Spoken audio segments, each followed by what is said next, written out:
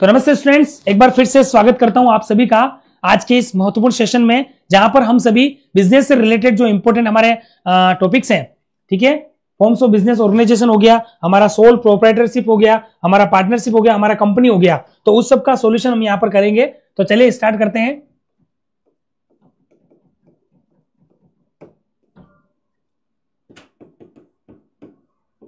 Forms of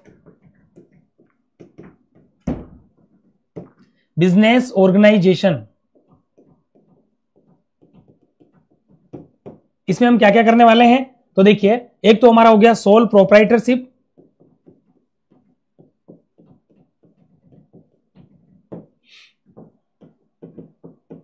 ठीक है, हो सकता है आपको कहीं पर एचयूएफ का क्वेश्चन भी देखने को मिले। फिर हमारा हो गया पार्टनरशिप, फिर हमारा हो गया कंपनी, और हो सकता है कहीं पर आपको कोऑपरेटिव, वैसे नहीं है पर आपको कोऑपरेटिव के भी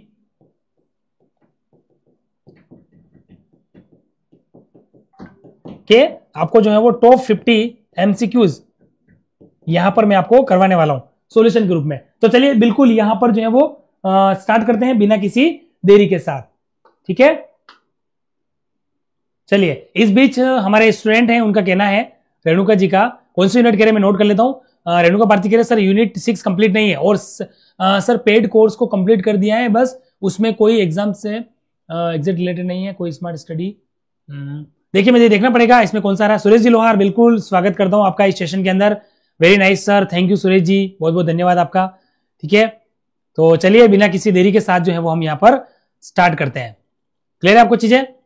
चलिए, तो हम यहां पर जो है वो क्वेश्चंस की सीरीज को सोल्व कर रहे हैं। फॉर्म्स ऑफ बिजनेस ऑर्गेनाइजेशन के अंदर सोल प्रोप्राइटरशिप हो गया, एचयूए, पार्टनरशिप, कंपनी, या कहीं पर आपको ये भी देखने को मिल सकता है कोऑपरेटिव सोसाइटी के क्वेश्चंस। तो चलिए स्टार्ट करते हैं। मेजर क्वेश्चन हमारे सोल प्रोप्राइटरशिप, हमारा कंपनी है और पार्टनरशिप से रिलेटेड आपको देखने को मिलेंगे। चलिए क्वेश्चन नंबर 1 को स्टार्ट करते हैं।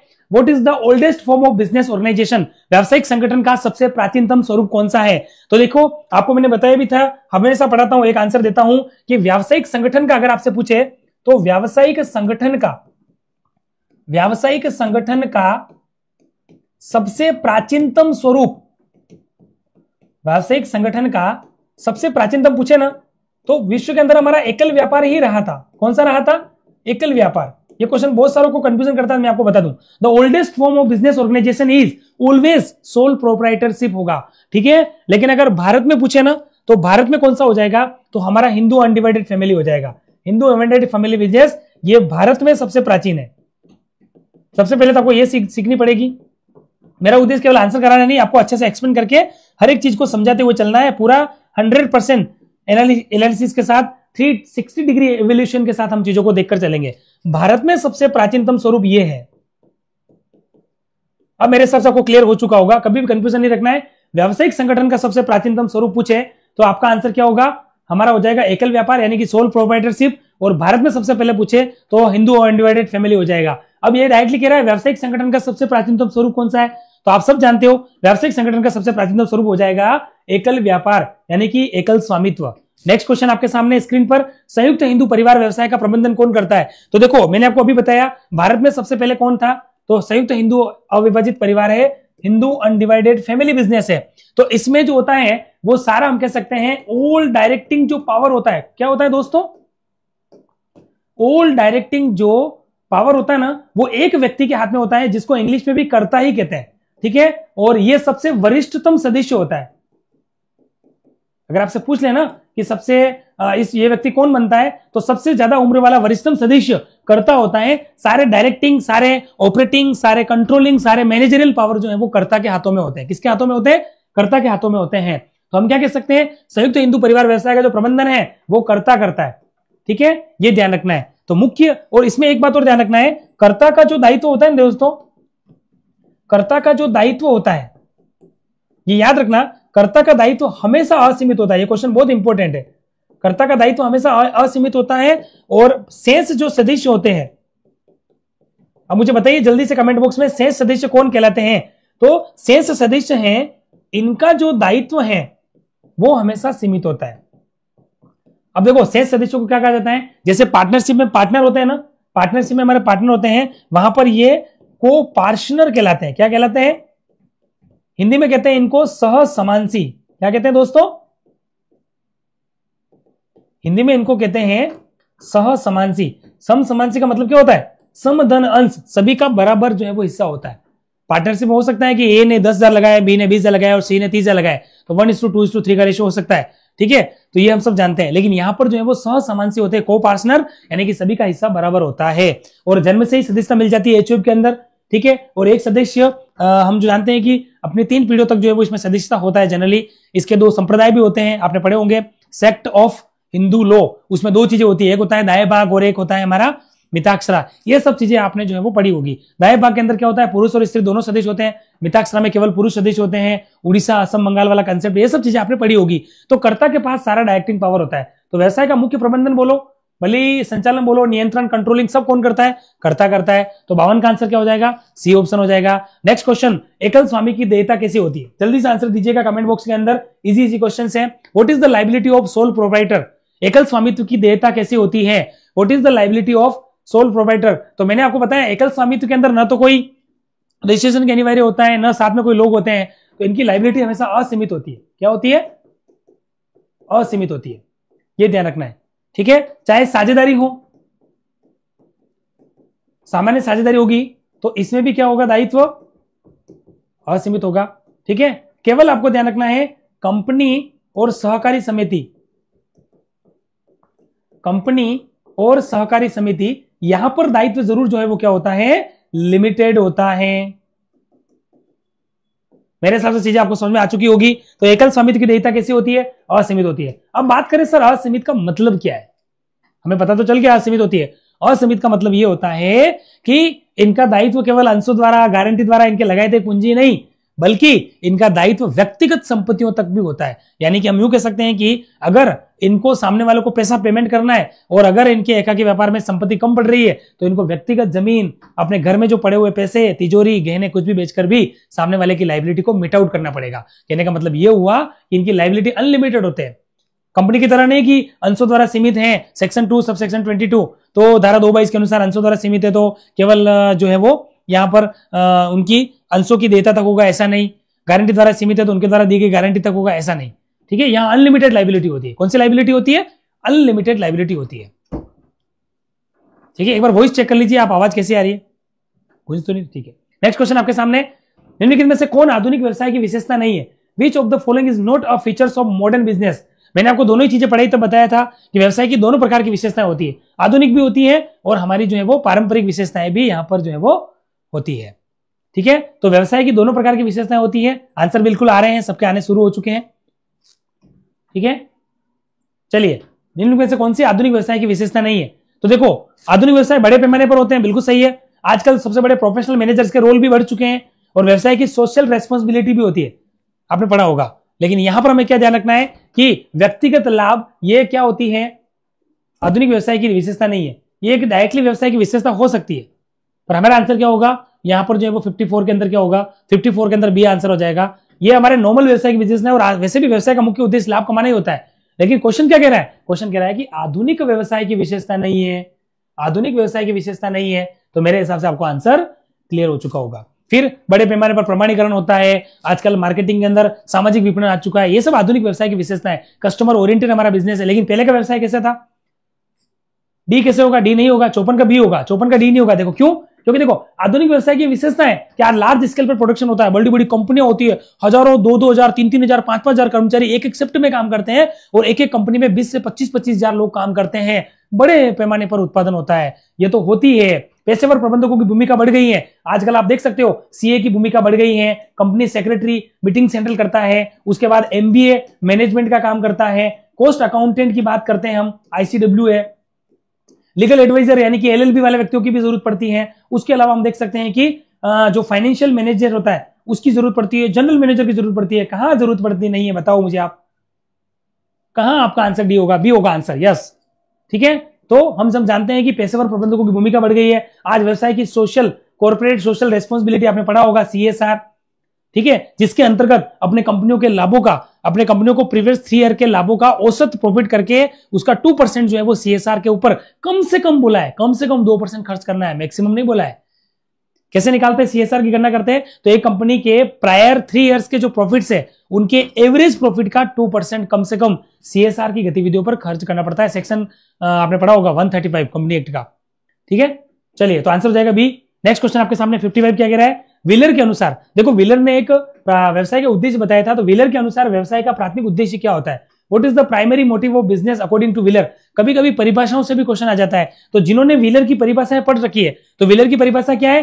निजी लाभ की प्रेरणा के उद्देश्य से संचालित और संगठित होना ही व्यवसाय है।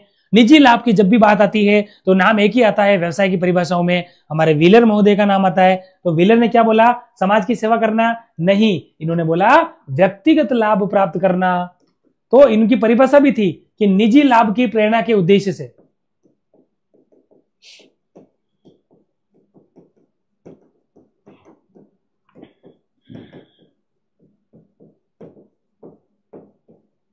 निजी लाभ की प्रेरणा के उद्देश्य से सम्मिलित और संगठित होना।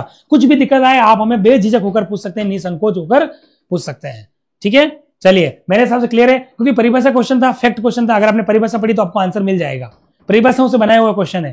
ठीक है, चलिए नेक्स्ट क्वेश्चन आपके सामने, निम्नलिखित में से कौन वाणिज्य में बाधा है? ठीक है, तो आप सब जानते हो सबसे पहले तो हमारा बिजनेस, जिसका सबसे ज्यादा लार्जेस्ट स्कोप होता है, सबसे लार्जेस्ट इसी का होता है, लार्जेस्ट स्कोप। व्यवसाय में 2 गतिविधि आती है, आप सब पढ़ चुके हैं और जानते भी हैं। व्यवसाय में 2 गतिविधि आती हैं, एक तो आता है हमारा कॉमर्स और एक आता है इंडस्ट्री। कॉमर्स के अंदर भी 2 चीजें आती हैं और वो आपने पढ़ी होगी। क्या क्या होती है वो 2 चीजें? एक होता है ट्रेड और दूसरा होता है ऑक्सिलरीज।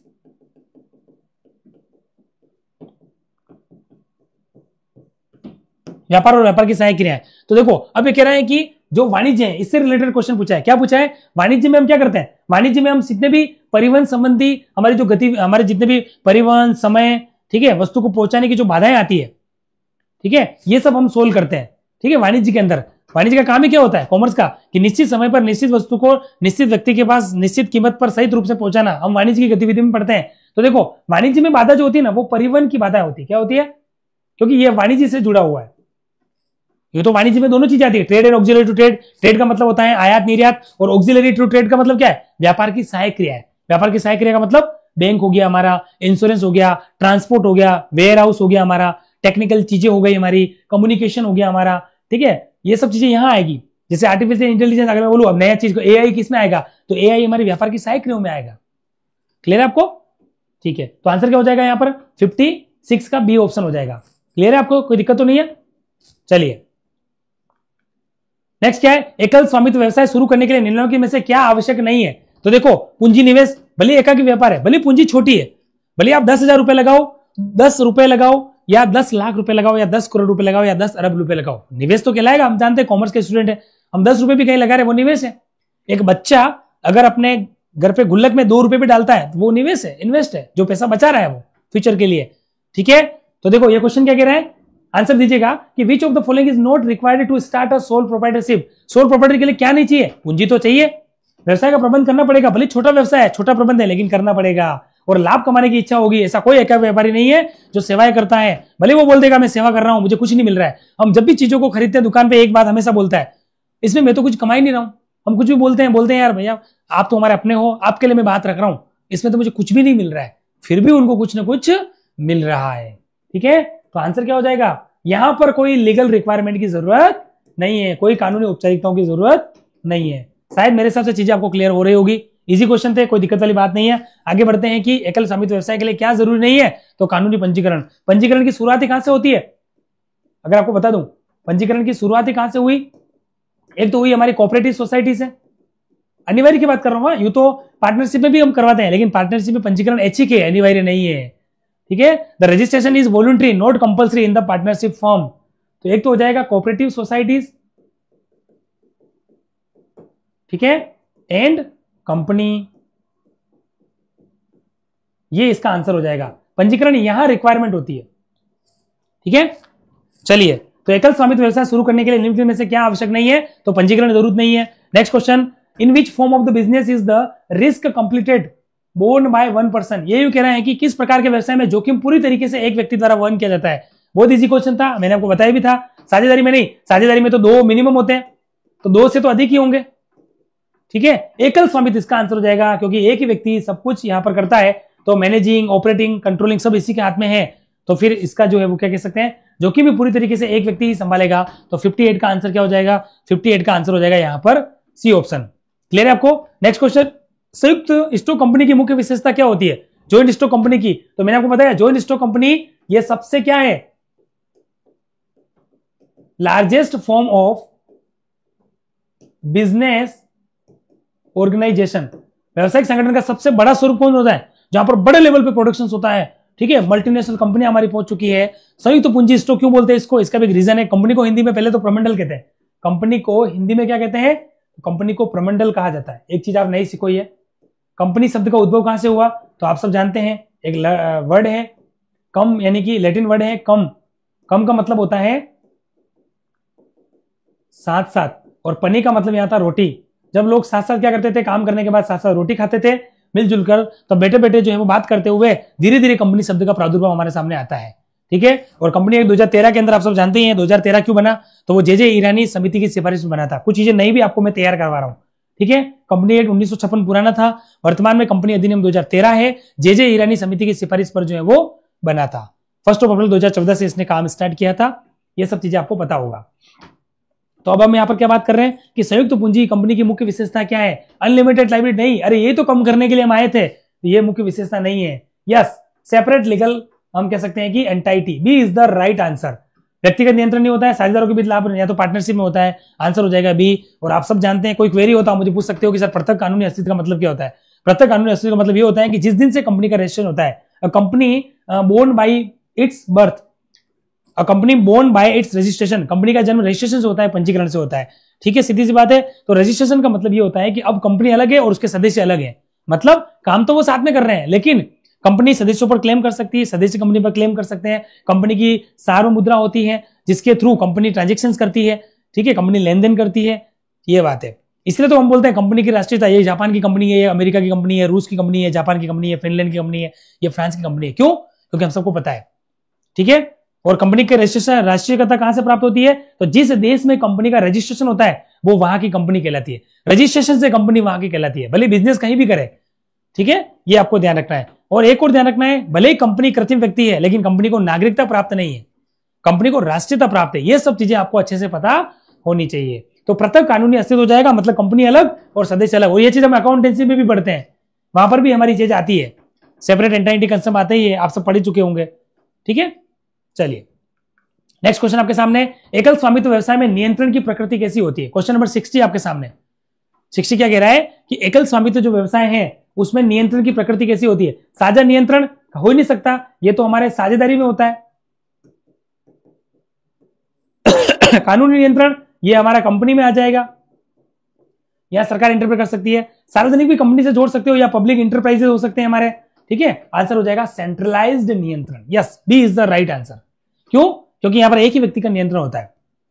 ठीक है, 60 का आंसर क्या हो जाएगा, 60 का आंसर हो जाएगा बी। नेक्स्ट क्वेश्चन आपके सामने, इन एलएलपी, एलएलपी का मतलब क्या होता है, limited liability partnership. What type of liability do the specific partners have. LLP में विशिष्ट साझेदारों की देयता कैसी होती है, अनलिमिटेड, लिमिटेड, कंडीशनल या सशर्त। तो मैं आपको बता दूं, एलएलपी जो होती है वो लिमिटेड लाइबिलिटी पार्टनरशिप है। पहले तो सबसे पहले ये समझो,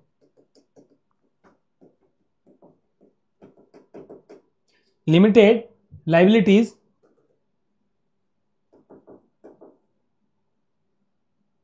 नहीं रुको लिमिटेड लाइबिलिटीज। ठीक है, और ये कब आया था, 2008 के अंदर आई थी। मतलब एक तरीके से हम कह सकते हैं कि कंपनी के अंदर भी बहुत सारी चीजें चल रही थी। तो उससे पहले क्या हुआ, एक बात चली कि साझेदारी को कंपनी के हम फायदे कैसे दे सकते हैं। मतलब ऐसे कुछ फायदे हैं जिसमें साझेदारी व्यवसाय भी बन जाए और उसमें कंपनी का स्वरूप भी हमें साथ का साथ मिल जाए। ठीक है, तो एक नई हम कह सकते हैं कि यहां पर जो है वो साझेदारी की स्थापना हुई। ये कंपनी नहीं कहलाएगी, लिमिटेड लाइबिलिटी पार्टनरशिप कहलाएगी। मतलब साझेदारी, इसका सीधा सा अर्थ है कि साझेदारी व्यवसाय को कंपनी के रूप में फायदे देना। कौन सा फायदा सबसे बड़ा, सबसे बड़ी दिक्कत चल रही थी एकाकी व्यापार, हिंदू अविभाजित परिवार और हमारी पार्टनरशिप में कि अनलिमिटेड लाइबिलिटी होती थी। घर से भी आपको संपत्ति लानी पड़ती थी, लोगों के घर बार बिक जाते थे ऐसे बिजनेस के अंदर। तो फिर उसको रोकने के लिए, ठीक है, कानूनी संरक्षण के लिए, थोड़ा फायदा देने के लिए, ताकि वो भी संतुष्टि के साथ बिजनेस कर सके। यही इसका गहरा अर्थ है। बुक्स में इतनी अच्छी लैंग्वेज आपको नहीं मिलेगी, बुक्स में तो आपको ऊपर ऊपर से औपचारिक भाषा मिलेगी, इसलिए आपको इस तरह की चीजों को समझना पड़ेगा। ये सोल्यूशन इसीलिए हमारा जरूरी होता है। तो देखो एलएलपी में जो विशिष्ट साझेदार होते हैं 2 प्रकार के होते हैं, तो हमको ध्यान रखना है जो हम कह सकते हैं कि कम से कम एक साझेदार का दायित्व इसमें असीमित होता है, ये बात भी आपको ध्यान रखना है। शेष साझेदारों का दायित्व, ये मैंने परिभाषा एज इट इज जब पढ़ाया तब बताया था, चाहे बुक हो गई, चाहे मेरे नोट्स हो गए, जब क्लासेस हो गई, मैंने कहा था कम से कम एक साझेदार का दायित्व असीमित होगा। ठीक है, शेष साझेदारों का क्या हो जाएगा, तो इसमें ध्यान रखना है कि इसमें सीधी सी बात है कि आंसर क्या हो जाएगा, एलएलपी में विशिष्ट साझेदारों की देयता कैसी होती है, तो इसमें लिमिटेड हो जाएगी। क्लियर है आंसर? कंडीशनल नहीं बोलेंगे आप, कंडीशनल नहीं होगा, बी आंसर ही सही होगा, लिमिटेड यहां पर कहलाएगा। 61 का आंसर क्या हो जाएगा, 61 का आंसर हो जाएगा बी ऑप्शन। ठीक है, और एलएलपी जो है वो इसका ध्यान रखना है, इसका जो रजिस्ट्रेशन हुआ था, कभी कभी क्या है ये चीज भी पूछ लेते हैं। ठीक है, तो एग्जैक्ट रजिस्ट्रेशन हुआ था 2 अप्रैल, आपको एग्जैक्ट डेट बता रहा हूं मैं, 2009। बहुत सारी कम बुक्स में लिखी हुई है ये चीज। चलिए नेक्स्ट क्वेश्चन, निम्नलिखित में से कौन सीमित दायित्व साझेदारी के विघटन का कारण नहीं है? Which of the following does not lead to the dissolution of limited liability partnership? Death of a partner, insolvency of partner, insanity of a partner, या फिर withdrawal of a limited liability partner. सीधा answer है, कोई दिक्कत वाली बात नहीं, देख लीजिए। डेथ ऑफ अ पार्टनर विघटन का कारण है, इंसॉल्वेंसी ऑफ पार्टनर बिल्कुल होगा, इंसेंटिटी ऑफ पार्टनर मतलब साझेदार का पागलपन भी होगा, लेकिन जो लिमिटेड लायबिलिटी वाला पार्टनर है ना, सीमित दायित्व वाले साझेदार, वो अपनी पूंजी को विड्रॉल कर ले, या वो सभी की सहमति से हट जाए, या वो बोले कि अब मैं नहीं रहूंगा नेक्स्ट ईयर से, तो फिर कोई विघटन का कारण नहीं है। ठीक है, क्योंकि आपने 2 चीजें पढ़ी होगी, साझेदारी का विघटन और फर्म का विघटन। ठीक है, यहां पर कुछ नहीं हो रही, साझेदारी एक तरह से क्या हो रही है, आपने जैसे पढ़ते हैं ना, एडमिशन ऑफ पार्टनर, नया साझेदार आता है तो सेक्रीफाइसिंग रेशियो बनता है। ठीक है, पुराना माइनस नया करते तो हम जानते हैं त्याग का अनुपात निकालते हैं, पुराने रिजर्व्स को हम बांट देते हैं ओल्ड पार्टनर के रेशियोज में, ये चीजें करते हैं। ये साझेदारी का पुनर्गठन है। अगर आप बोलना चाहें ना सर इसका एक्चुअल मीनिंग क्या है, ठीक है ना, तो ये साझेदारी का पुनर्गठन है। ये क्या कहलाएगा, ये एक तरह से कहलाएगा साझेदारी का पुनर्गठन कहलाएगा। चाहे आप एडमिशन लें या रिटायरमेंट हो, इसको आप ये जरूर कह सकते हो, लेकिन इसको आप विघटन नहीं कह सकते। क्या नहीं कह सकते दोस्तों, विघटन नहीं कह सकते। बिल्कुल सही आंसर है, डी आंसर सही हो जाएगा। सीमित दायित्व साझेदारी के पंजीकरण के लिए क्या अनिवार्य है? Partner signature, registration is compulsory, partners consent यानी कि साझेदारों की सहमति। ये शब्द आप जानते हैं, लॉ के अंदर हम पढ़ते हैं, फ्री कंसेंट, स्वतंत्र सहमति। सहमति शब्द कहां से आया मैं आपको बता दूं, ये हमारा इंडियन कॉन्ट्रैक्ट एक्ट 1872 जब हम पढ़ते हैं, और ये लागू कब से हुआ था, तो 1 सितंबर 1872 से लागू हुआ था। इसके अंतर्गत आपने एक शब्द सुना होगा, सहमति, इसको बोलते हैं कंसेंट। ये बता रखा है सेक्शन 13 के अंदर। और जो फ्री कंसेंट है इसको बता रखा है सेक्शन 14 के अंदर। और 15, 16, 17, 18 सबको पता है। 15 में हमारा क्या है, उत्पीड़न है, 16 में हमारा अनुचित प्रभाव है, 17 में हमारा कपट है, 18 में मिथ्या वर्णन है, और 20, 21 और 22, 19 इसमें नहीं आता। ये हमारा गलती यानी कि जो मिस्टेक, ये सब चीजें आपने पढ़ी होगी। तो मैं आपको कंसेप्ट शब्द भी कहां से आया वो बता रहा हूं, ताकि आपकी तैयारी बहुत अच्छी तरीके से हो जाए। ठीक है, ठीक है। और न्यूनतम 3 साझेदार नहीं होगा, न्यूनतम 2 से होता है। तो आंसर हमारा वैसे भी सामने आ चुका है। आंसर क्या हो जाएगा दोस्तों, सीमित दायित्व साझेदारी के पंजीकरण के लिए क्या अनिवार्य है, बताइए जल्दी से। Question number 63।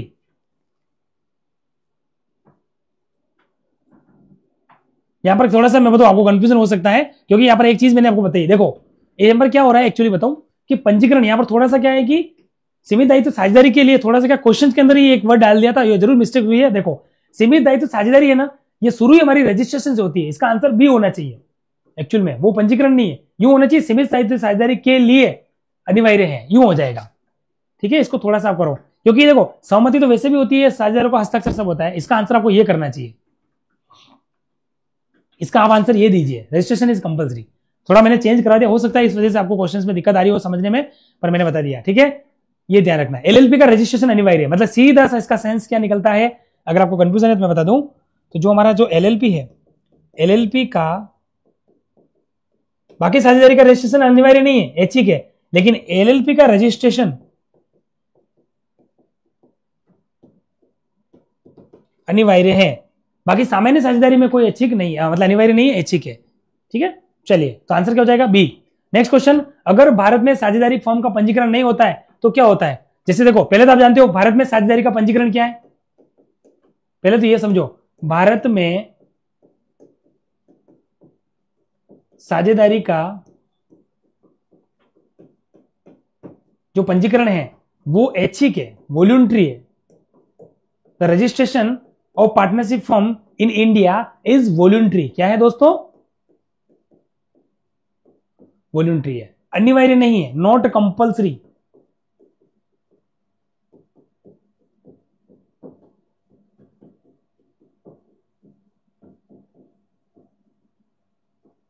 ठीक है, तो देखो एक्चुअल में जब रजिस्ट्रेशन नहीं करवाते उसके कुछ दोष होते हैं, आपने पढ़ा होगा, फर्म का रजिस्ट्रेशन नहीं करवाते उसके कुछ नुकसान होते हैं। ठीक है, तो वही चीज आपको मैं बताने वाला हूं, अगर आपने रजिस्ट्रेशन नहीं करवाया ना तो फिर आपको नुकसान झेलने पड़ेंगे, सीधी सी बात है। और सबसे बड़ा नुकसान यही होता है कि फर्म अदालत में मुकदमा दायर नहीं कर सकती। ये अगर दायर कर सकती, फर्म व्यवसाय नहीं कर सकती, ये तो कर सकती। देखो इसमें ये भी समझ लो बाकी के ऑप्शन सही क्यों है, ये बात कर सकती क्योंकि पहले बोला रजिस्ट्रेशन अनिवार्य नहीं है। सीधी सी बात है, खुद पार्टनरशिप एक्ट कह रहा है कि कोई रजिस्ट्रेशन अनिवार्य नहीं है, आपकी इच्छा हो तब करवाओ। और एक बात और बता दूं, कंपनी का जन्म रजिस्ट्रेशन से होता है, कंपनी शुरू नहीं हो सकती बिना रजिस्ट्रेशन के लिए। लेकिन साझेदारी फर्म के लिए क्या बोला पता आपको, एक साझेदारी शुरू करने से लगाकर जब दो साझेदार मिलकर व्यवसाय शुरू करते हैं, क्योंकि कम से कम दो चाहिए, जब साझेदारी को शुरू करते हैं, शुरू से लगाकर साझेदारी के समापन से पूर्व आप कभी भी उसका रजिस्ट्रेशन करवा सकते हो। ऐसा भी नहीं है कि आपने साझेदारी शुरू कर दी, ये सब चीजें बुक्स में हो सकता है आपको नहीं समझ में आएगी। आपने साझेदारी शुरू कर दी, 2 साल हो गए, 5 साल हो गए, अब आपको लगता है रजिस्ट्रेशन करवा दो यार, भविष्य में दिक्कत आ सकती है, तो आप बेझिझक होकर फर्म का रजिस्ट्रेशन पंजीकृत कार्यालय में जाकर संबंधित राज्य के अंदर जाकर करवा सकते हो। ये जरूर फायदा दिया इन्होंने, पर रजिस्ट्रेशन एचई का अनिवार्य नहीं। जब आपको लगे कि समस्या आ रही है आप रजिस्ट्रेशन करवा सकते हो। अब यहां पर बात क्या कर रहे हैं, ये सही क्यों है कि रजिस्ट्रेशन नहीं करवाओगे लेकिन फर्म व्यवसाय कर सकती है, साझेदार करों से मुक्त होते हैं, ये सब बातें सही है। फर्म को अनिवार्य रूप से बंद करना पड़ता है, ये इससे जुड़ी हुई बात नहीं है। मेन बात यही है कि फर्म अदालत में मुकदमा दायर नहीं कर सकती, ये हो जाएगा। लेकिन मुझे बताओ, क्या तृतीय पक्षकार फर्म पर दावा कर सकते हैं? आंसर दीजिए इस क्वेश्चन का। एक क्वेश्चन आपसे पूछ रहा हूं, क्या थर्ड पार्टी ऐसी फर्म जिसका रजिस्ट्रेशन नहीं है, क्या उस पर दावा कर सकती है? तो आपको ध्यान रखना है, वो लोग तो कर सकते हैं लेकिन फर्म उन पर दावा नहीं कर सकती। साझेदार आपस में दावा नहीं कर सकते ऐसी फर्म में। ठीक है, फर्म साझेदार पर दावा नहीं कर सकती, ये सब चीजें आपस में नहीं होगी। ठीक है, आंसर हो जाएगा A option. Next question, firm के विघटन का अर्थ क्या होता है? Closure of business operations, change in partners, increase in capital या चेंज इन मैनेजमेंट। जल्दी से आंसर दीजिए, फर्म के विघटन का अर्थ क्या होता है? क्वेश्चन नंबर 65 आपके सामने है। ठीक है, चलिए, हाँ आंसर सही दिया आपने, वो उसमें नो ही होगा, नहीं कर सकते हैं। फर्म के विघटन का अर्थ होता है closure of the business operation, firm के व्यवसाय का समाप्त होना ही फर्म का विघटन है। या यूं कह सकते हो, सभी साझेदारों का आपस में साझेदारी का जब समापन हो जाता है तो उसी को हम फर्म का विघटन कहते हैं। साझेदारी के समापन से फर्म का समापन बड़ा होता है, ये ध्यान रखना है। तो dissolution of the firm is greater than dissolution of partnership. ठीक है, आंसर हो जाएगा ए ऑप्शन, यस। बाकी देखो, चेंज इन पार्टनर्स, ये कोई दिक्कत ही नहीं है। ठीक है, ये नहीं होगा। इंक्रीज, इससे कोई दिक्कत नहीं, इंक्रीज नहीं, ये तो चलता रहता है। एडमिशन, रिटायरमेंट, डेथ, एलएलपी, समर्पण मूल्य पे मूल्य मिल जाता है, रेशियो चेंजेस होते रहते हैं, न्यू प्रॉफिट शेयरिंग रेशियो होता है, त्याग का अनुपात होता है, ये सब चलते रहते हैं। लेकिन ये आंसर यहां पर जो है वो हो जाएगा। नेक्स्ट क्वेश्चन आपके सामने, निम्नलिखित में से किससे फर्म का विघटन होता है? वापिस क्वेश्चन आ चुका है, इसमें कुछ क्वेश्चन स्टूडेंट को कंफ्यूजन था, मैं क्लियर कर देता हूं। Which of the following leads to the dissolution of firm? देखो, लाभ साझा करने से फर्म का विघटन नहीं होता है, नए साझेदार आने से साझेदारी का पुनर्गठन होता है। उस समय हम एक अकाउंट बनाते हैं, आपने पढ़ा होगा, उसको बोलते हैं रिवोल्यूशन अकाउंट, जिसमें हम उसका इफेक्ट देते हैं। ये हमारा नॉमिनल अकाउंट होता है, इसका हम इफेक्ट देते हैं, किसका?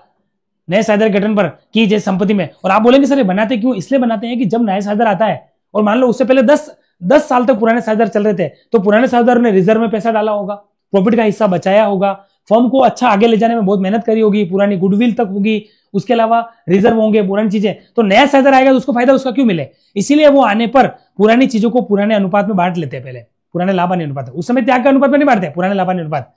त्याग का अनुपात तो क्या होता है? उनको हिस्सा देना पड़ता है उनको। जैसे एबीसी 3 पार्टनर है, डी नया आया 1/4 के लिए, तो वो सब हम सोल्यूशन करते हैं अकाउंटेंसी में। ठीक है, तो 1 - 1/4 यानी कि 3/4, फिर 3/4 का उनके पुरानों से अपन इंटू करके नया लाभ हानि अनुपात निकालते हैं। तो कहने का मतलब क्या है कि इन तीनों में तो नहीं होता है, रजिस्ट्रेशन से कोई फर्म पे प्रभाव नहीं होता है विघटन पे। ऐसा नहीं कि रजिस्ट्रेशन का मतलब फर्म नहीं, अरे उन्होंने खुद बोला है पार्टनरशिप एक्ट में कि एक साझेदारी फर्म अपने समापन से पूर्व कभी भी रजिस्ट्रेशन करवा सकती है। तो इसमें समापन की बात ही कहां आ रही है? ठीक है, आंसर हो जाएगा A option, A is the right answer, yes. यहां पर मुझे पता है आप लोगों को दिक्कत क्यों आ रही होगी, एक्चुअल में इसके हिसाब से आंसर ए होना चाहिए, बाकी तो फर्म ए के मृत्यु से भी नहीं होगी। जैसे हमने पढ़ते हैं एबीसी 3 पार्टनर है, ठीक है, और सी की डेथ हो गई, यूं देखा जाए तो इसमें भी नहीं होता है। पर इस क्वेश्चन की लैंग्वेज, मतलब हमें यहां पर यूं मान के चलना है, इस क्वेश्चन में यूं मान के चलो कि ए, बी, सी और डी 4 पार्टनर है और बी की भी डेथ हो गई, सी की भी डेथ हो गई यूं मान लीजिए और डी की भी डेथ हो गई, तो फिर ए अकेला बिजनेस नहीं चला सकता, क्योंकि व्यवसाय व्यापार में 2 जने चाहिए कम से कम पार्टनरशिप फॉर्म में। इस वजह से इसका आंसर जो है वो ए होगा। अदरवाइज ये आंसर ए भी गलत हो रहा है, क्योंकि आपको बात सही है, ए आंसर भी सही नहीं है, क्योंकि अगर एबीसीडी में से अगर डी की डेथ होती है तो उससे कोई फॉर्म बंद नहीं हो जाएगी। ठीक है, उसके हिसाब से मैंने दिया है, ये आपको थोड़ा स्टार बना के बता दूं, क्योंकि इसका मैंने रीजन आपको क्लियर करवा दिया। 67 साझेदारी में नाबालिग साझेदार की देयता कैसी होती है? मतलब ये कह रहा है कि जो नाबालिग साझेदार होता है जिसको बोलते हैं माइनर, सेक्शन 30 आपने पढ़ा होगा, ठीक है। और माइनर साझेदार क्या होता है? ओनली इन प्रॉफिट्स, केवल लाभों में साझेदार होता है। ये जो साझेदार होता है ना, केवल लाभों में साझेदार होता है। कौन? हमारा जो है वो माइनर होता है। तो माइनर साझेदार केवल लाभों में होता है। तो जब तक ये वयस्क नहीं हो जाता है और वो अपने शर्तें पड़ी होगी कि वयस्कता प्राप्त करने की 6 माह के भीतर भीतर उसको डिसीजन लेना होता है, वो बोलता है कि हाँ मैं साझेदार बना रहना चाहता हूं, तो वो बन जाएगा। वो बोलता है कि मुझे साझेदारी में नहीं रहना है, तो उस दिन से वो पृथक हो जाएगा। और अगर वो कुछ भी नहीं बोलता है, अगर वो मौन रहता है, तो इंडियन कॉन्ट्रैक्ट बोलता है कि मौन रहना भी, चुप रहना भी स्वीकृति माना जाता है। आपने पढ़ा होगा। तो अगर वो मौन रहता है तो फिर उसकी स्वीकृति मानी जाएगी और फिर उसी दिन से वो पार्टनर बन जाएगा। और लाभों में तो वो शेयरिंग ले ही रहा था, हानि में भी वो सेम अनुपात में जो है वो दायी हो जाएगा। ये सारा कंसेप्ट आपको मैं क्वेश्चंस वाइज अलग अलग रूप में करवा रहा हूं। अब मुझे बताइए, साझेदारी में नाबालिग साझेदार की देयता कैसी होती है? उस समय उसकी सीमित होती है। ऐसा नहीं है कि साझेदारी आ गई तो ए ही करो, कभी भी ए नहीं होगा, यही गलती कर रहे हो आप। सीमित साझेदारी में नाबालिग साझेदार की दायिता हमेशा लिमिटेड होती है, लाइन याद रख लेना आप। जैसे एचयूएफ के अंदर शेष साझेदारों की सीमित होती है, केवल कर्ता की सीमित होती है। पढ़ लो, वापिस सुन लो, ठीक है। वैसे ही एलएलपी के अंदर भी तो सीमित होती है, वहां कोई कंफ्यूजन नहीं हो रहा फिर आप, ठीक है। तो यहां पर क्या हो जाएगा? बी हो जाएगा। चलो नेक्स्ट क्वेश्चन आपके सामने, निम्नलिखित में से कौन एलएलपी की विशेषता है? अनलिमिटेड लाइबिलिटी ऑफ पार्टनर, नहीं। Limited liability and separate legal entity, yes, answer आ चुका है बी ऑप्शन में। पर्सनल टैक्स में पार्टनर, ये नहीं होगा, न होगा। बिना रजिस्ट्रेशन के तो हो नहीं सकता, रजिस्ट्रेशन तो कंपलसरी है। रजिस्ट्रेशन तो क्या है? कंपलसरी है। तो ये आंसर गलत हो गया। आंसर क्या हो जाएगा? बी ऑप्शन हो जाएगा। क्या हो जाएगा? B, limited liability and separate legal entity, सीमित देयता और पृथक कानूनी अस्तित्व। क्वेश्चन नंबर 69 आपके सामने, बहुत इजी क्वेश्चन था। एक निजी कंपनी में अधिकतम कितने सदस्य होते हैं? तो आपको मैंने बताया था कि on the basis of members, on the basis of members there are 3 types of partnership firm, 3 types of company. पहली होती है हमारी ओपीसी 1% कंपनी, दूसरी होती है हमारी प्राइवेट, और तीसरी होती है हमारी पब्लिक। ओपीसी होती है सेक्शन 2 सब सेक्शन 62 में, ये होती है सेक्शन 2 सब सेक्शन 68 क्लोज 3, और ये होती है सेक्शन 2 सब सेक्शन 71। ओपीसी के अंदर न्यूनतम 1 व्यक्ति होता है, अधिकतम कितने होते हैं? अधिकतम भी 1 ही रहेगा। इसमें न्यूनतम 2 होते हैं, अधिकतम 200 हो जाएंगे। सारे आंसर 7-8 क्वेश्चन करवा दिए एक ही क्वेश्चन में। यहां पर न्यूनतम 7 होते हैं, अधिकतम के लिए नो लिमिट होती है। अब बताओ क्या दिक्कत थी इस क्वेश्चन में? कोई दिक्कत नहीं थी। आंसर क्या कह रहा है? एक निजी कंपनी में अधिकतम कितने सदस्य हो सकते हैं? तो प्यारे बच्चों 200 हो सकते थे। एक समय में 50 थे, सीधे 200 हो गए, ठीक है। चलिए, तो आंसर क्या हो जाएगा? सी ऑप्शन हो जाएगा। चलते हैं आगे की ओर। नेक्स्ट क्वेश्चन 70वां क्या कह रहा है? भारत में साझेदारी के फर्म के गठन के लिए इनमें से क्या अनिवार्य नहीं है? भारत में साझेदारी के लिए क्या अनिवार्य नहीं? मैंने पहले बता दिया, अब रिपीट नहीं करूंगा। मैंने कहा कि रजिस्ट्रेशन अनिवार्य नहीं है, क्योंकि रजिस्ट्रेशन क्या है? ऐच्छिक है। पार्टनरशिप डीड अनिवार्य है, ठीक है। डीड होनी चाहिए, नहीं हो तो भी चल सकती है, पर फर्स्ट ऑप्शन ज्यादा बेटर है। कोई भी बोल दे कि सर नमस्ते, बिल्कुल नमस्ते, सभी का स्वागत है, ठीक है, सभी का स्वागत है।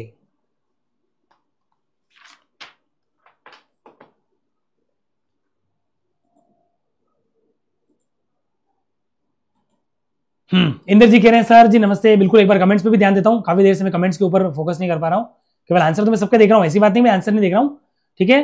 कोई नए स्टूडेंट जुड़े हैं तो सभी का स्वागत करता हूं, किसी का नाम नहीं ले पाया हूं मैं। मयंक पाल जी बिल्कुल, रेणुका भारती जी, सुरेश लोहार जी, शिवम पांडे जी, शिवम भारती जी, सागर जी, मोहरी जी, बिल्कुल सभी एक्टिव है आप, शिवम जी, सुरेश जी, ठीक है। सना खन्ना जी, देखो नाम थोड़ा मुझे क्लियर दिख नहीं रहा है, इसलिए ऐसा मत सोचना कि सर नाम प्रॉपर नहीं बोल पा रहे, ठीक है, कोई दिक्कत तो नहीं है। रिया चौधरी जी बिल्कुल स्वागत है। फॉर्म की लास्ट डेट क्या है, किसी को पता है क्या? किस फॉर्म की बात कर रहे हैं आप? ठीक है, भावना दानू जी, पूजा भट्ट जी, हंसा जी, मानसी जी, इंदर जी, रेणुका जी, रिया जी, शुभम जी, ठीक है। चलिए, हाँ, कोई दिक्कत तो नहीं है। कैसी लग रही क्लास? एक्सप्रेशन कैसा लगा एक बार मुझे कमेंट बॉक्स में जरूर बताइए। 3 चीजें मैं पूछ रहा हूं, बताइए क्लास कैसी लग रही है। देखो आप देख रहे हो, वैसे भी मैं क्लास के अंदर दूसरी बातें करते ही नहीं हूं, मेरा आंसर और सीधा एक्सप्लेनेशन पे चलता है, धड़ाधड़ चलते हैं अपन धारा प्रवाह। तो आप मुझे बताइए कि कमेंट्स हमारे जो है क्लास में पढ़ाने का तरीका कैसा लगा, इंट्रैक्शन आपको कैसा लगा, वे ऑफ टीचिंग कैसा लगा, आपके आंसर्स देने का तरीका कैसा लगा, ठीक है। और पढ़ाने का तरीका, एक्सप्लेनेशन, एक क्वेश्चन के साथ साथ कितनी चीजें मैं आपको क्लियर कर रहा हूं, ठीक है। बताइए अंसा जी, मानसी जी, भावना जी, सभी बताइए कैसे लग रही है आपको क्लास, ठीक है। इंदर जी नमस्ते, बिल्कुल स्वागत है, सेशन के अंदर बने रहिएगा। आप लेट ज्वाइन कर रहे हैं लेकिन कोई दिक्कत नहीं, आप पूरे क्लास को आराम से देख लीजिएगा, ठीक है। अभी हमारे क्वेश्चंस बाकी है, अभी तो 70 क्वेश्चन हुए हैं, यानी अभी 30 क्वेश्चन और बाकी है हमारे, ठीक है। शिवम जी कह रहे very great sir, thank you Shivam ji, ठीक है। क्लास अच्छी लगी तो मैं आप सबके एक रिक्वेस्ट करूंगा, इस क्लास को आप अपने अपने व्हाट्सएप पे 24 आवर्स के लिए मेरी रिक्वेस्ट है कि आप इसको शेयर जरूर कीजिएगा, ठीक है। ये एचपीएससी प्रोफेसर के लिए भी है क्या?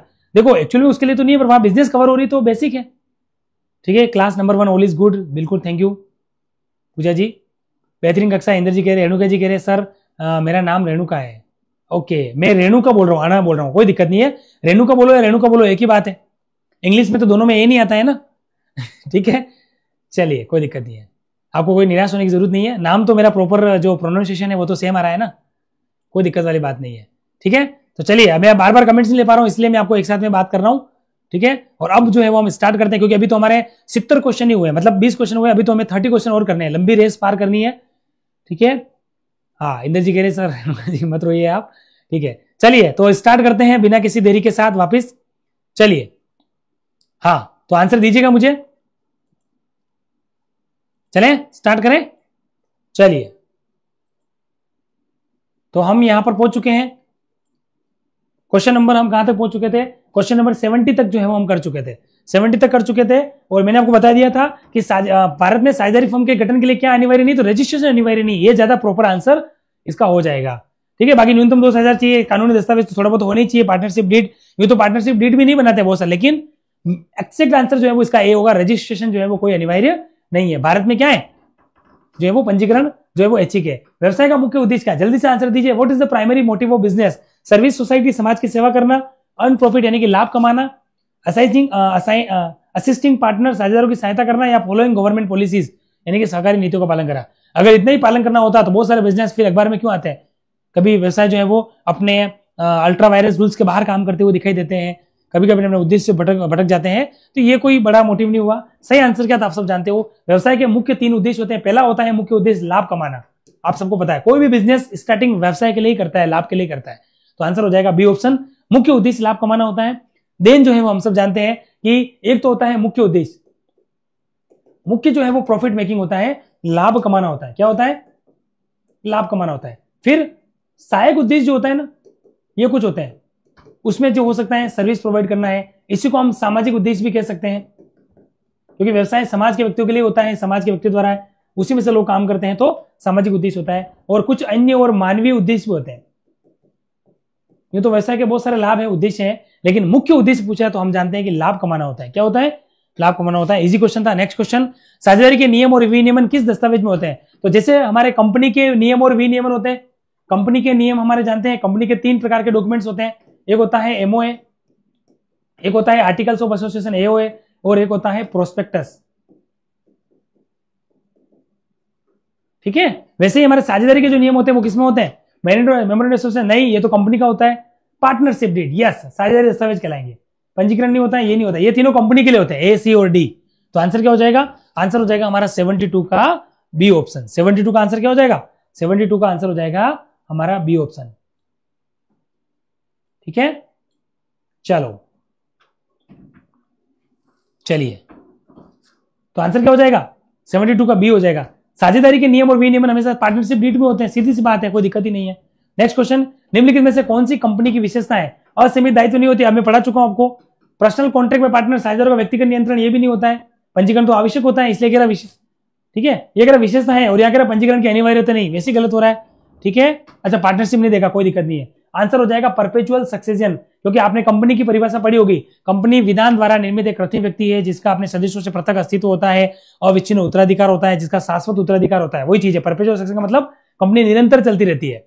ग्रोवर महोदय ने तो इतना कह दिया कि अगर कंपनी के ऊपर बम भी गिरा दिया जाए तो भी अगले दिन कंपनी चलती रहेगी। कहने का मतलब ये हुआ कि कंपनी के सदस्य आते जाते रहते लेकिन कंपनी चलती रहती है। मेंबर्स में कम और go but company still existence in the company still existence, क्योंकि कंपनी कानून के द्वारा निर्माण होती है, इसीलिए कंपनी का जन्म और कंपनी का जो हम कह सकते हैं कि समापन केवल और केवल कानून के द्वारा ही हो सकता है, अन्य कोई कंपनी का समापन नहीं कर सकता। इवन कंपनी का जो जिसने स्थापना की प्रवर्तक वो भी कंपनी का समापन यहां पर नहीं कर सकता है। तो आंसर मेरे हिसाब से आपको क्लियर हो चुका होगा।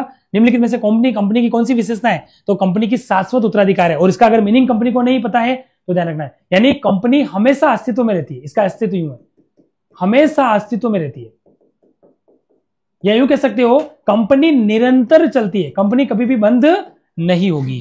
क्लियर है आपको? चलिए, तो आंसर क्या हो जाएगा 73 का आंसर हो जाएगा बी ऑप्शन। नेक्स्ट क्वेश्चन आपके सामने, सामान्य साझेदारी में साझेदारों की देयता कैसी होती है? तो सामान्य साझेदारी होती है जिसको बोलते हैं जनरल पार्टनरशिप। वैसे लिखा हुआ है तो लिखने की जरूरत नहीं है, ठीक है। जनरल पार्टनरशिप जो हमारी होती है उसमें देयता असीमित होती है, क्योंकि नॉर्मल अगर आपसे आंसर पूछे ना, चाहे नॉर्मल कभी भी एकाकी व्यापार में पूछे तो आंसर हमेशा असीमित करना। सामान्य साझेदारी पूछे तो अंदाज से एलएलपी मत कर देना, एलएलपी के अनुसार डायरेक्टली आंसर हमेशा असीमित ही होगा। और हमें तीसरा क्या पूछ ले एचयूएफ, तो भी असीमित करना है। फिर अंदर से डीपली पूछे, जैसे असीमित में कर्ता का तो असीमित होता है और अन्य का सीमित होता है। साझेदारी में भी क्या होता है, एलएलपी है तो भी सीमित हो जाएगा, ठीक है। हमारा लाभों में साझेदारी है, मैंने आपको बताया, तो सीमित हो जाएगा। ऐसे आपको चीजें याद रखनी है। तो आंसर क्या हो जाएगा, अनलिमिटेड हो जाएगा। नेक्स्ट क्वेश्चन आपके सामने, भारत में कंपनियों के गठन को कौन सा अधिनियम नियंत्रित करता है? तो मैंने आपको बता ही दिया, वर्तमान में 2013 है तो हमें ये आंसर देना पड़ेगा। पहले 1956 था, अभी कौन है वर्तमान में, ये है। और ये किसके समिति की सिफारिश पे बना? तो जे ईरानी समिति के सिफारिश पे बना। जे ईरानी कमेटी की सिफारिश पर कंपनी 2013 आया था, और जिसने काम स्टार्ट किया था 1 अप्रैल, यानी कि अप्लाई हुआ था, लागू हुआ था 1 अप्रैल 2024, ठीक है। चलिए, तो आंसर क्या हो जाएगा 75 का आंसर हो जाएगा बी ऑप्शन। नेक्स्ट क्वेश्चन आपके सामने, सार्वजनिक कंपनी के लिए निम्नलिखित में से कौन एक वैधानिक आवश्यकता है? सार्वजनिक कंपनी बनानी है तो आपकी मिनिमम वैधानिक आवश्यकता क्या होगी? म्यूचुअल एग्रीमेंट अमंग पार्टनर, साझेदारों का आपसी समझौता, registration and article of association, पंजीकरण और एसोसिएशन का अनुच्छेद, पार्टनरशिप डीड, या प्रॉफिट शेयरिंग कॉन्ट्रैक्ट। क्वेश्चन क्या कह रहा है, कंपनी, तो साझेदारी वाले पॉइंट तो वैसे भी कट जाएंगे, ठीक है। साझेदार की ये बात हो नहीं सकती, ये नहीं हो सकता, ये नहीं हो सकता। आंसर हो जाएगा बी ऑप्शन, क्योंकि सार्वजनिक कंपनी के लिए हमें क्या चाहिए वैधानिक? तो आपका रजिस्ट्रेशन चाहिए, तभी कंपनी अस्तित्व में आती है, और एओए होना चाहिए, फिर हमारा एमओए, प्रोस्पेक्टस, ये तो चलो बात की बात है। प्रोस्पेक्टस तो कंपनी जब शेयर इश्यू करेगी तो जनता को आमंत्रित करेगी, तो जनता को जब कंपनी सेक्शन 2 सब सेक्शन 70 के अंतर्गत जब कंपनी जनता को आमंत्रित करती है तो प्रोस्पेक्टस भी चाहिए। तो आंसर इजी था, क्वेश्चन को दिक्कत वाली बात नहीं है, ठीक है। आंसर हो जाएगा बी ऑप्शन। 76 का आंसर क्या हो जाएगा, बी ऑप्शन हो जाएगा। नेक्स्ट क्वेश्चन, व्यावसायिक संगठन की मुख्य विशेषता क्या होती है? It is human and economic in nature, it is independent of human needs, it is unrelated to economic activities, और इट ऑपरेट्स विदाउट कोऑर्डिनेशन। व्यावसायिक संगठन की मुख्य विशेषता क्या होती है? तो आंसर हो या इसका यह आंसर देना था आपको, यह मानव और आर्थिक व्यवहार का होता है। तो आंसर हो जाएगा ये मानव आवश्यकता स्वतंत्रता कभी नहीं हो सकता, यह आर्थिक गतिविधियों से असंबंधित नहीं, व्यवसाय हमेशा आर्थिक गतिविधियों वाला होता है। ऐसे पॉइंट्स पकड़ने पड़ेंगे आपको, यह व्यवसाय की विशेषता है। और बिना समन्वय के कोई व्यवसाय कर सकते हो क्या? नहीं कर सकते। व्यवसाय बिना मैनेजमेंट के नहीं होगा, और मैनेजमेंट को आप सब जानते हो, प्रबंधन का सार है हमारा समन्वय, कुंज एंड ओ डोनेल ने कहा था, ठीक है। कोऑर्डिनेशन प्रबंध का कोई व्यवसाय का पृथक कार्य नहीं है, ये तो सार है, ये तो आत्मा है, ये कुंज एंड ओ डोनेल ने कहा था। तो आंसर क्या हो जाएगा, ए ऑप्शन हो जाएगा। 77 का आंसर हो जाएगा ए। 78 आपके सामने, which of the following is the key component of business organisation? निम्नलिखित में से व्यावसायिक संगठन का एक प्रमुख गठन कौन सा होता है? देखो डायरेक्टली बताए, उद्देश्य की कमी भी हो सकता है क्या? अरे बिना उद्देश्य के तो व्यवसाय हो ही नहीं सकता। अच्छा, जल्दी जल्दी आंसर बता रहा हूं, मैं जल्दी नहीं बता रहा हूं, आप मुझे पूछ सकते हैं कोई दिक्कत है तो, मैं तो बहुत डीपली चल रहा हूं। देखो आप क्लास को चालू है 49 मिनट्स हो चुके हैं, मतलब लगभग 50 मिनट हो चुके हैं, मैं आराम से ही आंसर बता रहा हूं, मुझे कोई दिक्कत नहीं। आप अगर बोल रहे हैं कि सर थोड़ा स्पीडली चल रहा है, मैं धीरे धीरे पढ़ा सकता हूं, ठीक है। चलिए धीरे धीरे चलते हैं, कोई दिक्कत वाली बात नहीं है, आराम चलेंगे। आप भी अपना आंसर बताइए, फिर मैं चलूंगा, ठीक है। ओके, थोड़ा धीरे में बताओ। अच्छा, मतलब कहने का मतलब मैं स्पीडली तो नहीं चल रहा हूं, पर आंसर जल्दी बता देता हूं, तो आप अपना आंसर दो उससे पहले ही मैं बता देता हूं। चलिए, कोई दिक्कत वाली बात नहीं है। चलो अब हम धीरे धीरे चलेंगे। निम्नलिखित में से व्यावसायिक संगठन का प्रमुख घटक कौन सा होगा? क्वेश्चन नंबर 78 का आंसर दीजिए।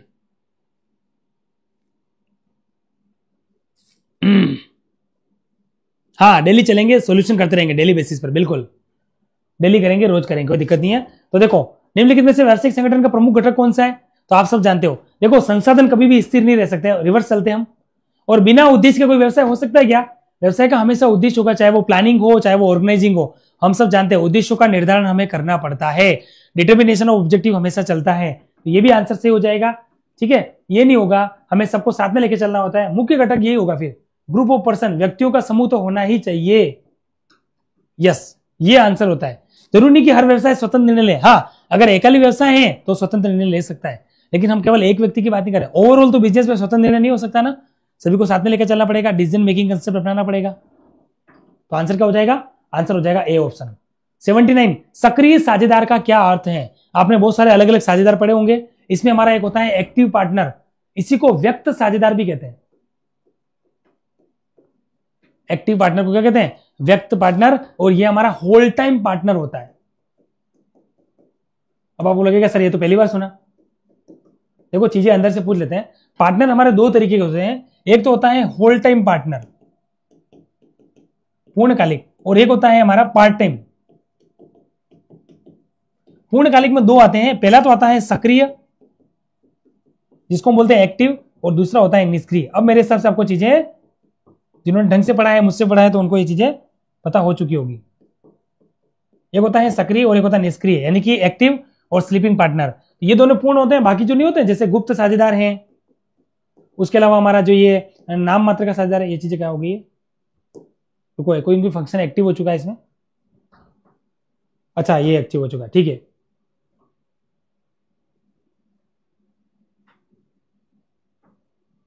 अरे यार ये चीजें हो गई है, ये तो हटेगा नहीं, मैं यहां लिख लेता हूं। देखो होल टाइम में एक तो हो जाएगा सक्रिय और एक हो जाएगा निष्क्रिय। ये थोड़ा सा मिस्टेक्स हो गए, इसको हटा देना आप, ठीक है। तो सक्रिय और निष्क्रिय होते हैं। बाकी इधर क्या आ जाएंगे, जैसे हमारे अपूर्ण के अंदर गुप्तकालीन आ जाए, गुप्त वाला साझेदार आ जाएगा, सीक्रेट पार्टनर। उसके बाद हमारा नाम मात्र का साझेदार आ जाएगा, ठीक है। उसके बाद हमारा केवल लाभों में साझेदार आ जाएगा, केवल लाभों में साझेदार। ये साझेदार हमारे इधर आ जाएंगे। क्लियर है आपको? चलिए तो what is the meaning of active partner? ये कह रहा है कि सक्रिय साझेदार का अर्थ क्या होता है। तो आंसर क्या हो जाएगा इसमें? One who actively participates in the business, जो व्यवसाय में सक्रिय रूप से भाग लेता है। आंसर तो वैसे वहीं पर हमारा क्लियर हो चुका है, ठीक है। One who does not invest, जो पूंजी का निवेश नहीं करता। अरे सक्रिय तो करता है, तो ये वैसे गलत हो जाएगा। जो केवल नाम मात्र जुड़ा, ये भी नहीं है, ये तो नाम मात्र की विशेषता होती है। जो लाभ या हानि में नहीं रहता, ये भी लेता है। तो आंसर हो जाएगा A option. Yes, one who actively participates in the business, जो व्यवसाय में सक्रिय रूप से भाग लेता है, प्रबंध संचालन में भाग लेता है, लाभ हानि में भी भाग लेता है। मतलब वो लाभ हानि में मतलब हिस्सेदार होता है, वहन करना पड़ता है उसको। और ऐसा साझेदार जब बाहर जाता है तो उसे पब्लिक नोटिस देना पड़ता है। इट इज, ठीक है, such type of partner is liable for the public notice if he goes outside, ठीक है। ये चीज मैंने आपको बताई थी, ठीक है। तो 79 का ए ही सही है, बिल्कुल यस। लेकिन हम धीरे चलेंगे, कुछ स्टूडेंट्स की डिमांड है सर धीरे धीरे पढ़ाइए। What is the role of dormant partner? Dormant partner का मतलब होता है स्लीपिंग पार्टनर, या इसी को निष्क्रिय साझेदार भी कहते हैं। तो एक तो हो जाएगा स्लीपिंग पार्टनर भी कह सकते हो उसको आप, डोरमेंट पार्टनर भी कह सकते हो। और कभी कभी इसको, वैसे बुक्स में लिखा हुआ तो नहीं है, पर इसको आप डिसएक्टिव पार्टनर भी कह सकते हो, क्योंकि ये सक्रिय का अपोजिट होता है। बिल्कुल हार्ड क्वेश्चन आएंगे, आगे आगे हार्ड क्वेश्चन आएंगे। तो देखिए, पूंजी का योगदान करता है लेकिन प्रबंधन में भाग नहीं लेता। एक्टिवली पार्टिसिपेट, व्यवसाय में सक्रिय रूप से भाग लेता है, ये तो सक्रिय साझेदार की निशानी है। ये तो हो नहीं सकता है, क्योंकि ये तो सक्रिय के लिए आता है। केवल लाभ साझा करता है, ये तो वो उसके लिए आता है, सेक्शन 30 वाला, यानी कि लाभों में साझेदार की विशेषता हो गई है। तो देखो क्वेश्चन इजी नहीं है, मैं आपको सारे ऑप्शंस भी क्लियर करा रहा हूं।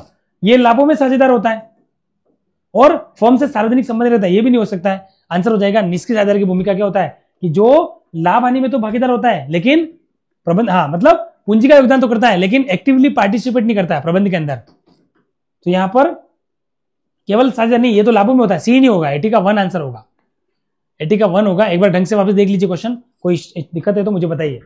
80 का सी नहीं, 80 का ए होगा कि contributes capital but not participate in the management, मतलब प्रबंधन में सक्रिय भाग नहीं लेता है, इसलिए इसको निष्क्रिय कहा जाता है। इसका नाम ही क्यों बना, प्रबंधन में सक्रिय भाग नहीं लेता है। अदरवाइज ये क्या करता है, लाभ हानि में इसका हिस्सेदार होता है, और ऐसे साझेदार को जो है वो पब्लिक नोटिस देने की जरूरत नहीं होती है, ठीक है। चलो नेक्स्ट क्वेश्चन आपके सामने, नाम मात्र के साझेदार की मुख्य विशेषता क्या है? इसको बोलते हैं नॉमिनल पार्टनर। और इसका मतलब ही क्या होता है, ऐसा साझेदार जो अपने नाम का प्रयोग करने के लिए व्यवसाय को देता है और बदले में लमसम अमाउंट लेता है, बदले में एक मुश्त राशि लेता है। तो इसकी मुख्य विशेषता क्या है, देखो, क्या लाभ आने में भाग नहीं लेता, प्रबंध में सक्रिय रूप से भाग लेता है, पूंजी का निवेश करता है लेकिन संचालन में भाग लेता है, और फर्म के लिए दायित्व लेता है। ढंग से सोचो, इसका आंसर दो। क्वेश्चन नंबर 81 का ये आंसर अच्छा आया आप सभी के लिए सोचने वाला। Question number 81। तो देखो, मैंने आपको बताया नाम मात्र का है, तो इसकी विशेषता आपको क्या ध्यान रखनी है। देखो, इसको बताऊं, फर्म के लिए दायित्व लेता है। देखो, एक्चुअल में क्या होता है, फर्म के लिए एक ही प्रकार का दायित्व लेता है, क्योंकि नाम मात्र का है। इसका मतलब एक चीज है, पब्लिक नोटिस इसको भी देना पड़ेगा। और जो नाम मात्र के आया, मतलब नाम के लिए, इसका मतलब बाह्य लोगों को ये जानकारी में होता है। तो बाह्य लोगों को जब कोई ट्रांजेक्शन हो रहा है और ये भी सम्मिलित है, तो लायबिलिटी होगी इसकी। ठीक है, पूंजी का निवेश करता है लेकिन संचालन, पूंजी का निवेश तो करता ही नहीं है, ये तो नाम का प्रयोग करने देता है, ये नहीं हो सकता। और प्रबंधन में सक्रिय भाग लेता है, तो आंसर सीधा क्या हो जाएगा, लाभ हानि में भाग लेता है, ये इसकी विशेषता बनेगी। यू आंसर लेना पड़ेगा आपको। इसलिए बहुत सारों का 81 के अंदर कंफ्यूजन है, तो आपको कंफ्यूजन दूर कर लेना चाहिए। आंसर हो जाएगा हमारा ए ऑप्शन। ठीक है, अब मुझे बताओ, सी क्यों बता रहे हो, कहां पूंजी का निवेश करता है। अरे ये तो नाम मात्र का साझेदार है, केवल अपना नाम का प्रयोग करने था, और अपोजिट खुद पैसा लेता। और थोड़ा सोचिए आंसर देने से पहले, ये तो पैसा लगाता नहीं है, बल्कि और खुद पैसा लेता है, और पैसे को क्या बोलते हैं, लंप सम अमाउंट बोलते हैं। और लंप सम का मतलब होता है एक मुश्त राशि प्राप्त कर लेता है एक ही बार में, अलग अलग लाभ हानि में पैसा नहीं लेता बार बार।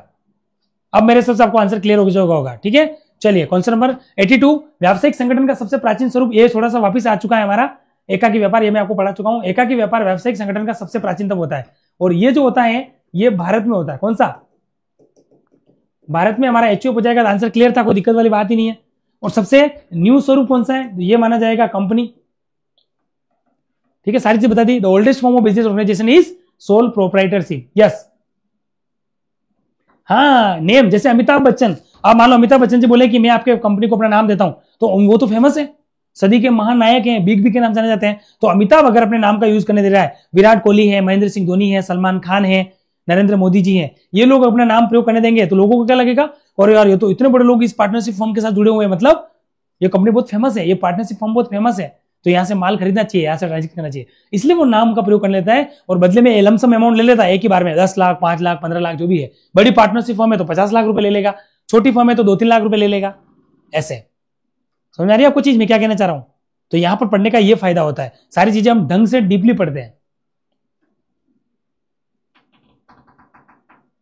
अच्छा, यूं कह रहे हैं, बिल्कुल नाम देंगे ना, क्यों नहीं देंगे, बताइए आप, नाम बताइए किसका लगाना है। चलिए नेक्स्ट क्वेश्चन। वास्तव में अब कुछ परिभाषाओं क्वेश्चन आएंगे, अब देखिए अच्छे क्वेश्चन आपको देखने को मिलेंगे। Question number 83। वास्तव में संघ के दृष्टिकोण से व्यावसायिक संगठन के स्वरूप उन बच्चों के समान है जिनका पिता आर्थिक औचित्य और माता विधान है। यह किसने कहा था, who said that form of an association prospective business organisation are like children whose father is economic justification and mother is law. तो ये कहा था एल.एच. हेने ने। किसने कहा था, एल.एच. हेने महोदय ने कहा कि ये परिभाषा एक्चुअल में किसके लिए मैं बताऊं, जो भी फॉर्म्स ऑफ बिजनेस ऑर्गेनाइजेशन है, जितने भी व्यावसायिक संगठन के स्वरूप है हमारे, एकाकी व्यापार, HUA, partnership firm, company, cooperative society, public enterprises, संयुक्त उपक्रम जिसको हम बोलते हैं, तो ये जो उन्होंने बोला ना, ये इसके लिए बोला है कि वास्तव में संघ के दृष्टिकोण से जो व्यावसायिक संगठन के स्वरूप है ना, उन बच्चों के समान है जिनका पिता आर्थिक होती है और माता विधान है। मेरी बुक से जिन्होंने पढ़ा है, मेरे नोट्स जो पढ़ते हैं, उनको हमेशा ये आंसर कभी गलत हो ही नहीं सकता। तो ये एल.एच. हेने ने कहा था, सी इज द राइट आंसर। किसने कहा था, एल.एच. महोदय ने कहा था, एल.एच. हेने ने कहा था। ठीक है, चलिए नेक्स्ट क्वेश्चन। एकल स्वामित्व वाले व्यवसाय के अंतर्गत एक ही व्यक्ति व्यवसाय का संगठन करता है, वही उसका स्वामी होता है तथा वही स्वयं के नाम से इस व्यवसाय का संचालन करता है, एकाकी व्यापारी कहलाता है। ये किसने कहा था, who said that an in sole proprietorship a single person organises owns and operates the business under the own name. ये किसने कहा था, बताइए इसका आंसर 84 का।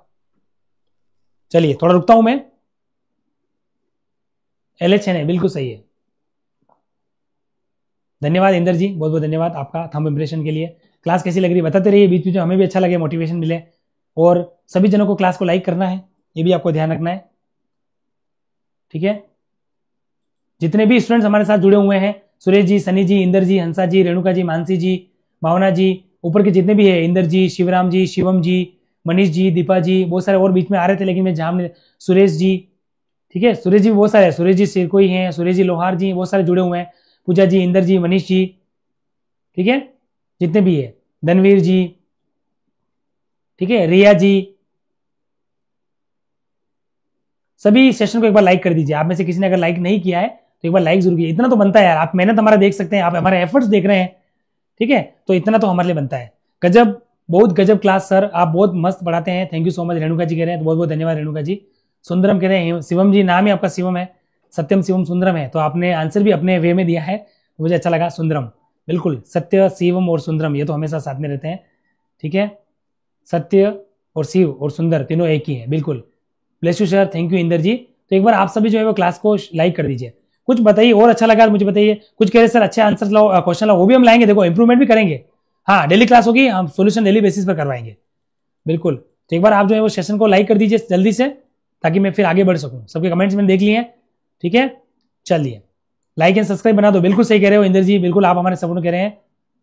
हाँ बिल्कुल, पूजा जी कह रहे हैं सर लाइक शेयर सब्सक्राइब कर दिया, बिल्कुल, बहुत बहुत धन्यवाद आपका। चलिए अब समझ लेंगे, बहुत समय भी हमारा हो रहा है, क्वेश्चन हम अभी तक 84 तक पहुंचे, अभी 16 क्वेश्चन और बाकी हमारे, ठीक है। तो चलिए काम करते हैं, आगे बढ़ते हैं। बस इतनी रिक्वेस्ट है, इस क्लास को सभी अपने अपने व्हाट्सएप पर शेयर कर दीजिए 24 घंटे के लिए। अरे हम इतनी चीजें शेयर करते हैं, ठीक है, इतने स्टेटस लगा देते हैं, कोई हर कुछ लगा रहा है, कोई घूमने जा रहा है बारिश में वो भी लगा देते हैं, कुछ भी लगा देते हैं। तो इतने में इतना तो आपकी जिम्मेदारी बनती है कि इस क्लास को आप लगा दें, बाकी दूसरों को भी फायदा होगा, क्योंकि विद्यादान वो ध्यान है जो खर्च करने पर बढ़ता है, बाकी सब चीजें खर्च करोगे तो नहीं बढ़ेगी, ठीक है। चलिए, तो समय भी हो रहा है, हमारी टीम भी कह रही है, तो चलिए फटाफट स्टार्ट करते हैं। चलिए आ जाइए फटाफट से क्वेश्चन नंबर 84 के साथ। 84 में आंसर दीजिए। क्या कहते हैं कि who said that in sole proprietorship a single person organises owns and operates the business under their own name. Question number 84। तो मैंने आपको बताया था 84 की परिभाषा है, ये सब परिभाषा मैंने पढ़ाते हुए बताई थी एकल व्यापार के अंदर, ठीक है। तो 84 का आंसर जो है वो क्या हो जाएगा, डॉक्टर जॉन ए सुबिन हो जाएगा। जॉन ए सुबिन की परिभाषा हमें एकाकी व्यापार में भी मिलती है और हमें साझेदारी में भी मिलती है, कंफ्यूजन नहीं होना है। 84 का आंसर हो जाएगा डी ऑप्शन। इसका आंसर जरूर थोड़ा टफ लग रहा है आप सबको, इसलिए नहीं बता पा रहे हो। 84 का अब याद रखना आपको, उसमें LH था, संघ का दृष्टिकोण जब भी आ जाए LH करना है। और इसमें मैं कैसे याद रखता हूं, एक तो एक ही व्यक्ति संगठन कर रहा है, देखो वही उसका स्वामी और वही अपने स्वयं के नाम से, इसको यूं याद कर लो, आज रट लो, इसको नहीं याद क्योंकि परिभाषा तो रटनी पड़ेगी, इसमें क्या समझना। तो ये रट लो कि जब स्वयं के नाम से ओन नेम आ जाए तो आंसर हमेशा क्या हो जाएगा, जॉन ए सुबिन हो जाएगा। तो 84 का आंसर क्या हो जाएगा, 84 का आंसर जो है वो नहीं 84 का यहां पर आंसर सी हो जाएगा। ये भी LH की है, यहां पर मैं खुद भी कंफ्यूजन हो गया। 84 के अंदर आप सी कर दो, 84 के अंदर जो है क्या कर दो नहीं 84 का डी कर रहा है, मैं खुद कंफ्यूज हो रहा हूं। स्वयं का नाम है तो 84 का क्या रहेगा, वापस कंफ्यूज हो गया मुझे, वो 83 वाला था। 83 के अंदर तो LH है, ठीक है, अब कोई कंफ्यूजन नहीं है, क्योंकि मुझे पता है कि स्वयं का नाम जब भी आता है तो हमेशा आंसर एक ही बनता है। क्या बनता है, हमेशा जो है वो जॉन ए सुबिन बनता है, ठीक है। वापस देख लेता हूं मैं, संघ का दृष्टिकोण आता है तो LH कर देना है, कोई दिक्कत नहीं है, चले। और 84 में क्या याद रखना है कि जब भी एकल स्वामित्व वाले व्यवसाय के अंदर क्या बात होती है कि स्वयं ही संगठन करता है और वही उसका स्वामी होता है और वही अपने स्वयं के नाम से, जब तीनों चीजें कॉम्बिनेशन के रूप में आ जाए परिभाषा में, तो हमेशा आंसर क्या बनेगा, हमेशा आंसर बनेगा डॉक्टर जॉन ए सुबिन। तो 84 का आंसर क्या हो जाएगा, 84 का जो आंसर है वो बनेगा हमारा यहां पर जो है वो डी ऑप्शन। चलिए नेक्स्ट क्वेश्चन। एकाकी व्यापारी वह व्यक्ति होता है जो अपने देश के सामान्य नियमों और विशिष्ट नियमों जो उसके व्यवसाय पर प्रभाव डालते हो के अंतर्गत अपने क्षेत्र का सर्वोच्च अधिकारी होता है। ये किसने कहा था, अगेन परिभाषा क्वेश्चन है 85 का। तो 85 का आंसर दीजिए, ठीक है। तो मैं आपको बता दूं, किम्बाल ने कहा था, ये आंसर वापस आ जाएगा। देखो जब सर्वोच्च की बात आती है ना, ये वाली कि वह अपने क्षेत्र का सर्वोच्च अधिकारी होता है, तो मैंने इसको यूं याद कर रखा है, इसका किम्बाल और इसका पूरा नाम है किम्बाल एंड किम्बाल और पीछे जूनियर लगता है। अगर आपने डीपली पढ़ा हो तो किम्बाल जूनियर की परिभाषा, जब आप ऑथेंटिक बुक्स पढ़ते हो तो इसका आंसर आपको मिल जाएगा।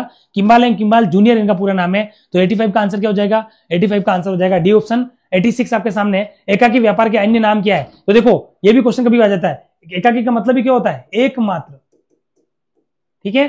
तो देखो व्यक्तिगत साहसी भी कहते हैं इसको, इंडिविजुअल, क्योंकि एक ही व्यक्ति सांस कर रहा है, वही पैसा लगा रहा है, वही नियंत्रण कर रहा है, हानि होगी तो भी इसी को उठानी है। तो व्यक्तिगत साहसी कह सकते हो, एकल स्वामी कह सकते हो, व्यक्तिगत साहसी कह सकते हो, मतलब स्वामी कह सकते हो। तो आंसर क्या बन जाएगा 86 का डी ऑप्शन। ये सारे ही नाम इनके हो जाएंगे, सारे ही नाम सही है। 87 आपके सामने, व्यापार वह व्यापार है जो एक व्यक्ति द्वारा ही प्रारंभ किया जाता है तथा स्वयं स्वामी होने के साथ साथ प्रबंध करता और दूरी करता भी होता है। ये किसने कहा था, तो ये देखो बता दो, ये नई परिभाषा है, तो आपको याद रखना है। ऐसा आंसर आ जाए ना कि प्रबंध करता और दूरी एक ही होता है, तो ये कहा था हमारे चार्ल्स डब्ल्यू गेस्टनबर्ग ने। किसने कहा था, चार्ल्स डब्ल्यू गेस्टनबर्ग ने कहा था। तो 87 का आंसर क्या हो जाएगा, 87 का जो है वो आंसर हो जाएगा ए ऑप्शन। 88 आपके सामने साझेदारी की परिभाषा, सीधा क्वेश्चन है। इंडियन पार्टनरशिप एक्ट 1932 जब पार्टनरशिप खुद बोलता है तो वो परिभाषा हमेशा किसमें दे रखी है? ए में दे रखी है। अब अगर आप बताइए कमेंट बॉक्स में ये परिभाषा नहीं पता है किसी को तो मैं बता दूं, बाकी हम आगे बढ़े। साझेदारी अधिनियम 1932 की धारा 4 के अनुसार साझेदारी 2 या 2 से अधिक व्यक्तियों का एक संघ होता है, मतलब 2 या 2 से अधिक व्यक्ति मिलकर उसको चलाते हैं और जो लाभों के लिए सहमत होते हैं। देखो साझेदारी एक्ट ने खुद कभी हानि के लिए नहीं बोला है, पॉजिटिवली बोला है कि जो लाभों के लिए सहमत होते हैं, क्योंकि कोई भी लाभ के लिए आता है, हानि क्यों सोचेगा? पहले हानि होगी तब देखी जाएगी। तो लाभों के लिए सहमत होते हैं और जिसका संचालन उनमें से किसी एक या सभी के द्वारा किया जाता है। ठीक है, तो ये होती है परिभाषा और हमें कहां दे रखी है? सेक्शन 4 में दे रखी है। तो 88 का आंसर क्या हो जाएगा? 88 का आंसर ये हो जाएगा। कंपनी अधिनियम 2013 की जो परिभाषा है ना वो 2 में दे रखी है, कंफ्यूजन नहीं होना है बच्चे, यहां पर भी कंफ्यूजन होता है। 2 के अंदर किसकी दे रखी है? तो वो दे रखी है कंपनी एक्ट 2013, इसके सेक्शन 2 में, सेक्शन 2 सब सेक्शन 20। आपको और बता दूं, इसमें तो दे रखी है कंपनी की परिभाषा, कभी कंफ्यूजन हो जाए तो कंपनी अधिनियम 2013 की धारा 220 के अनुसार तो कंपनी की परिभाषा है, कंपनी विधान द्वारा नियमित करते व्यक्ति वो वाली जिसका निर्माण इस कंपनी अधिनियम या इसके किसी पूर्व के कंपनी अधिनियम में हुआ है, वो बोल रखा है। और अगर आपसे ये पूछे ना पार्टनरशिप एक्ट तो सेक्शन 4 करके आना है, क्या करके आओगे? 4 करके। नेक्स्ट क्वेश्चन, साझेदारी का गठन करने वाले व्यक्ति क्या हो सकते हैं? प्राकृतिक, कृत्रिम, ए या बी? तो आंसर इसका सीधा बता देता हूं, दोनों ही हो सकते हैं, क्योंकि साझेदार के साथ कोई फर्म भी जुड़ सकती है। तो आंसर हो जाएगा सी। ये क्वेश्चन जरूर आपको थोड़ा डिफिकल्ट लग सकता है समझने में, लेकिन आंसर क्या हो जाएगा? 89 का, दोनों ही हो सकते हैं। 89 का आंसर हो जाएगा सी ऑप्शन। नेक्स्ट क्वेश्चन आपके सामने, साझेदारी में लाभ के बंटवारे के बारे में क्या कथन है? सत्यवतन। जब देखो सबसे पहले समझौते में बताए गए तरीके से बिल्कुल सही है, लाभ जो समझौते में बताया, लेकिन अगर साझेदारी मौन है तो फिर समान अनुपात। देखो दोनों ही ऑप्शन सही है, कभी कभी हम कंफ्यूज जाते हैं। अगर साझेदारी एक आपका पार्टनरशिप डीड है तो जैसा डीड बोलता है वैसे करो, लेकिन डीड नहीं है तो फिर एक वो नियम लागू होता है, लाभ हानि बराबर रहेगी। भले कोई ए बी लगा 20,000 लगा रहा है, बी भले 40 लगा रहा है, लाभ हानि अनुपात हमेशा बराबर होगा। ठीक है, अलग से वेतन नहीं मिलेगा, कमीशन नहीं मिलेगा, बोनस नहीं मिलेगा। ठीक है, लाभ हानि में समान रूप से जो है वो हिस्सा वहन करेंगे। और एक नियम लागू होता है जरूर अगर साझेदारी नहीं है मौन, कौन सा? कि अगर कोई साझेदारी फर्म को साझेदार ऋण देता है तो उसको 6% पर एनम के हिसाब से ब्याज देना पड़ेगा। ये जरूर लागू होता है क्योंकि वो लाभों पर प्रभार है। It is charge against profit, not appropriation profit, क्योंकि अगर वो नहीं देता तो किसी और से लेते। और अगर आपने बैंक से लोन लिया तो क्या मुझे बताओ, बैंक को आप यूं कह सकते हो कि सर हमारी तो पार्टनरशिप डीड नहीं है, तो हमारा नियम है कि हम ना तो कमीशन देते हैं ना बोनस देते हैं, हम ब्याज नहीं, ऐसा नहीं कह सकते। ठीक है, बैंक सीधा कुर्की आदेश लेके आ जाएगा आपके खिलाफ। ठीक है, तो बात आपको समझ में आ चुकी होगी। अगर पहले तो है समझौता है तो समझौते के तरीके अनुसार, और समझौता मौन है तो समान अनुपात में, तो आंसर क्या हो जाएगा? आंसर हो जाएगा सी ऑप्शन। यस। 91, वह साझेदार जो यदि फर्म को छोड़कर बाहर जाता है तो सार्वजनिक नोटिस देने के लिए बाध्य होगा। देखो मैंने आपको बताया था पब्लिक नोटिस के लिए कौन बाध्य होगा? A partner who if he leaves the firm will be bound to give public notice. तो देखो ये भी होता है और नाम मात्र होता है, क्योंकि नाम मात्र का नाम के लिए आया है तो इसको भी पब्लिक नोटिस देना पड़ता है। इन दोनों के लिए बहुत जरूरी है। पब्लिक नोटिस उनके लिए नहीं होता है जैसे गुप्त साझेदार हैं, लाभों में साझेदार हैं, या फिर हमारा विबंधन द्वारा साझेदार हैं, या फिर हमारा जो निष्क्रिय साझेदार है, इनके लिए पब्लिक नोटिस की रिक्वायरमेंट नहीं होती है, इनके लिए जरूर होगी। तो सी आंसर हो जाएगा। नेक्स्ट क्वेश्चन, एक बैंकिंग साझेदारी में साझेदारों की अधिकतम संख्या कितनी होती है? तो मैं जल्दी से बता दूं, बैंकिंग है तो 10 होती है, फटाफट से बता देता हूं, तो आंसर हो जाएगा 1। और अगर नॉन बैंकिंग है, इन्होंने बोला कि अगर बैंकिंग पार्टनरशिप है तो फिर आपको ज्यादा साझेदार नहीं चाहिए, तो मैक्सिमम 10 है नॉन बैंकिंग। और 50 किसके लिए सर? तो 50 हो जाएंगे हमारे जनरल पार्टनरशिप के लिए। देखो मैंने सभी के आपको बता दिया, तो आंसर क्या हो जाएगा? A option. नेक्स्ट क्वेश्चन, साझेदारी का पंजीकरण किस धारा में बताया गया? तो मैं आपको बता दूं सेक्शन 58, 59 के अंदर बता रखा है। सीधा आंसर है, कोई दिक्कत वाली बात नहीं है। सेक्शन है तो पढ़ना ही पड़ेगा, रटना पड़ेगा, समझना पड़ेगा, कोई दिक्कत वाली बात नहीं है। साझेदारी का पंजीकरण किस धारा में बताया? सेक्शन 58, 59 के अंदर। तो 93 का आंसर क्या हो जाएगा? 93 का आंसर ए हो जाएगा। 94 आपके सामने, जल्दी से आंसर दीजिए। साझेदारी समझौते की अनुपस्थिति में साझेदारों को ऋणों पर ब्याज दिया जाएगा। अभी मैंने बताया साझेदारी समझौता नहीं है तो केवल एक ही नियम लागू होता है, और वो है 6% वार्षिक ब्याज दर से आपको जो है वो उस पार्टनर को लोन के ऊपर इंटरेस्ट देना पड़ेगा। ठीक है, ये आंसर सही है। अब आप बोलेंगे सर ए के अनुसार, अरे ए तो क्या बोल रहा है, खुद ही कह रहा है साझेदारी समझौते की अनुपस्थिति है, तो फिर ए ऑप्शन तो वैसे नहीं हो सकता। ये कह रहा साझेदारी संलेख के अनुसार, ए तो कब होता है? जब संलेख होता है, संलेख है ही नहीं, तो आंसर हो जाएगा बी। और क्यों? तो उसका रीजन सुन लीजिए आप, क्योंकि समझौते के अभाव में बाकी चीजें लागू नहीं होती है, तो फिर ये क्यों होती है? तो इसका हो जाएगा it is charge against, it is charge against profit, यही आंसर इसका हो जाएगा। चलिए next question, company is a group of objectives, इसमें इंग्लिश पहले और हिंदी बाद में आ गई है।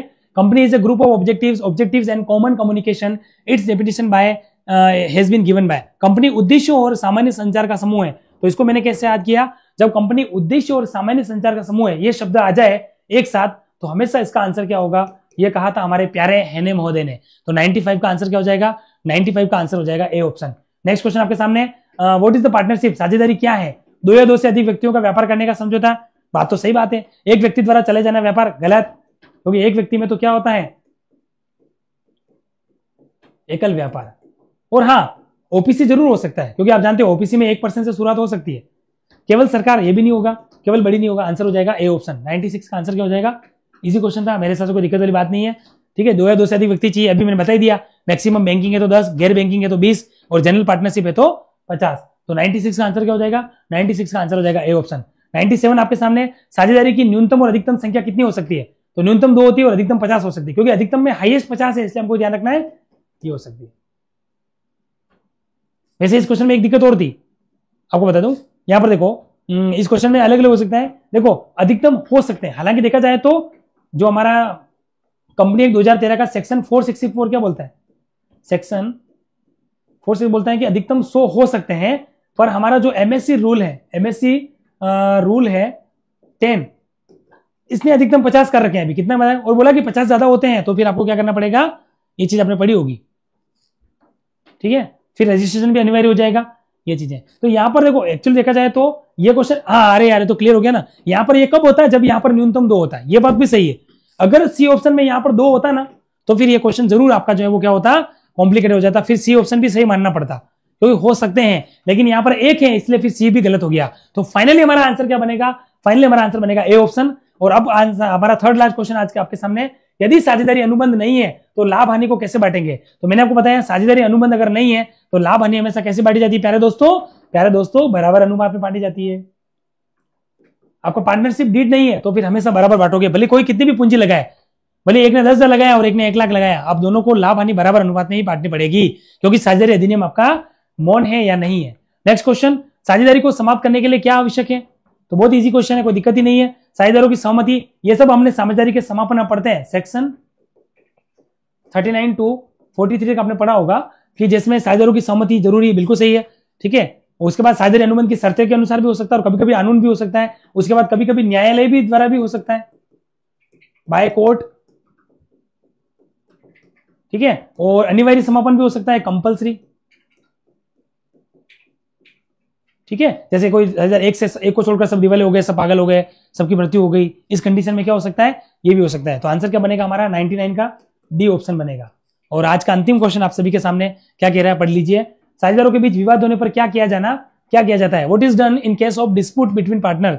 ठीक है, अनुबंध में उल्लिखित समाधान लागू किया जाता है, apply the solution mentioned in the deed, अदालत में मामला दायर किया जा सकता है, files in case in court, साझेदारी को समाप्त किया जा सकता है या उपयुक्त सभी। तो आप सब जानते हैं ये सारी चीजें लागू हो सकती है, क्योंकि सारी हो सकती है, इसलिए आंसर डी देना पड़ेगा। देखो अगर अनुबंध है तो उसमें जो बात कर रखी है, इसमें उन्होंने बोल रखा कि हम कोर्ट का सहारा लेंगे, यही बात इन्होंने इसमें बोल दी तो ये भी करना पड़ेगा।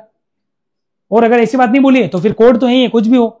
अंतिम न्यायिक क्षेत्राधिकार किसके पास होता है, वो तो हम जानते ही है, जुडिशियल कोर्ट्स के पास होता है, चाहे वो हमारी निचली अदालतें हो, सुप्रीम कोर्ट हो, हमारा हाई कोर्ट हो। ठीक है, ये तो हम जानते ही है। और साझेदारी को समाप्त भी कर सकते हो, अगर आप कोर्ट में नहीं जा रहे हो और बात हो गई, विवाद हो गया, हमें साझेदारी नहीं रखनी, तो ये भी हो सकता है। पार्टनरशिप एट विल है, सहमति से हुई है, ठीक है, तो वो भी हो सकती है। कुल मिलाकर हम कह सकते हैं कि सारी ही चीजें यहाँ पर लागू हो सकती है। ठीक है, तो इस तरीके से आज की इस महत्वपूर्ण क्लास के अंदर हमने टॉप 50 क्वेश्चन डिस्कस किए हैं, और उम्मीद करता हूं कि आपको सारी चीजें जो है वो 1 by 1 यहाँ पर जो है वो क्लियर हो चुकी होगी, और हमने सारी चीजें यहाँ पर अच्छे से समझी हैं विथ एक्सप्लेनेशन। आप यूं भी नहीं कह सकते कि सर आपने डायरेक्टली आंसर बताया, विथ एक्सप्लेनेशन सिस्टमेटिक तरीके से हर क्वेश्चन को 360 डिग्री इवेल्युएशन के साथ यहाँ पर मैंने सोल्व करवाया है। तो उम्मीद करता हूं कि मेरे हिसाब से तो आपको सारी चीजें यहाँ पर क्लियर हो चुकी हैं और अच्छे से समझ में आ चुकी है। तो चलिए आज की इस क्लास को हम जो है वो यहीं पर पूरा करते हैं। नेक्स्ट सेशन के अंदर हम पुनः मिलेंगे, नेक्स्ट क्लास के अंदर हम पुनः चर्चा करेंगे, मिलेंगे, आप सबसे रूबरू होंगे। तब तक के लिए आप लोग अच्छे से मस्त रहिए, व्यस्त रहिए और अपना ख्याल रखिए, और अपनी पढ़ाई जो है वो निरंतर बेसिस पर आप जो है वो कंटिन्यू रखिए। चलिए, थैंक यू सो मच, जय हिंद, जय भारत।